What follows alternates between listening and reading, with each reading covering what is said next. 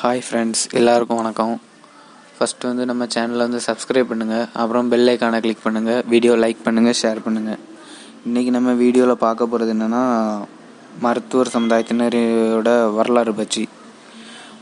மருத்துவர் சமுதாயத்தோட தொடக்க காலத்தை பற்றி பார்க்குறதா இருந்தால் கிமு 6ஆம் நூற்றாண்டுக்கு தான் போகணும். ஏன்னா அவ்வளோத்துக்கு பழம்பெரும் சமுதாயமாட்டு அந்த காலத்தில் இருந்திருக்குது. வட இந்தியாவில் வடக்க வந்து காபூல் பள்ளத்தாக்குலேருந்து தெற்கே கோதாவரி வரைக்கும் பரவி இருந்திருக்கு இந்த மருத்துவ சமுதாயத்தோட வரலாறுகள். இங்கே மகதம் வந்து மொத்தம் 16 நாடுகள் உண்டு, 16 மகாஜனபதங்கள்.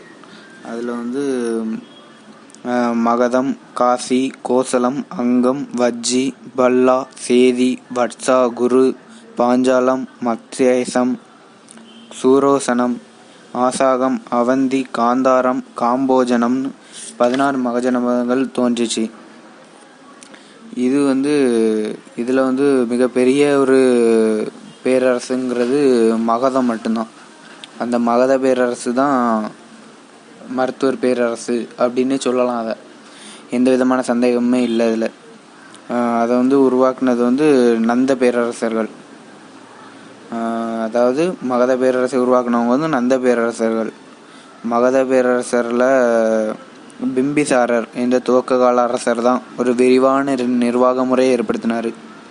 பல வெற்றிகளையும் பெற்றார். பிம்பிசாரரோட புதல்வர் அஜாசத்குரு என்பவர் கிமு 493 அவரோட அப்பாவை கொன்னுட்டு அரியணை ஏறின்றதாட்டு வரலாறு ஆய்வுகள் சொல்லப்படுது.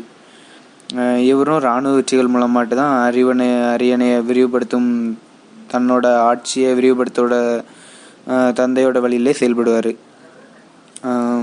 மகத பேரரசு தலைநகர் ராஜகிருகம். நல்லா நோட் பண்ணிக்கணும். மகத பேரரசோட தலைநகர் வந்து ராஜகிருகம். இது 5 மலைகளுக்கு நடுவில் இருந்ததால் வெளியிலேருந்து வரக்கூடிய எதிரிகள் தாக்காத அளவுக்கு நல்ல ஒரு ஸ்ட்ராங்கான ஒரு பேரரசாட்டு இருந்துச்சு. அஜாசத்குரு ஆட்சிக்கு வந்த பிறகு ராஜகிருக கோட்டையை ரொம்ப வலிமைப்படுத்தினார். அதுக்கப்புறம் கங்கை கரையில் பாடலிபுத்திரம்னு ஒரு இடத்துல இன்னொரு கோட்டையும் கட்டினார். நல்லா நோட் பண்ணிக்கோங்க, கங்கை கரையில் பாடலிபுத்திரம். இது உள்ளூர் உற்பத்திக்கான பரிமாற்ற மையமாட்டு இருந்துச்சு. அதாவது ஒரு வாணிகம் செய்யப்படக்கூடிய இடமாட்டு இருந்துச்சு. பிறகு மௌரிய தலைநகர் பாடலிபுத்திரம் ஆச்சு. என்னென்னா வந்து மௌரிய தலைநகரை பாடலிபுத்திரம் மட்டும் மாற்றிக்கிட்டாங்க இவங்களே. இவருக்கு பிறகு 5 அரசர்கள் ஆட்சி செஞ்சாங்க.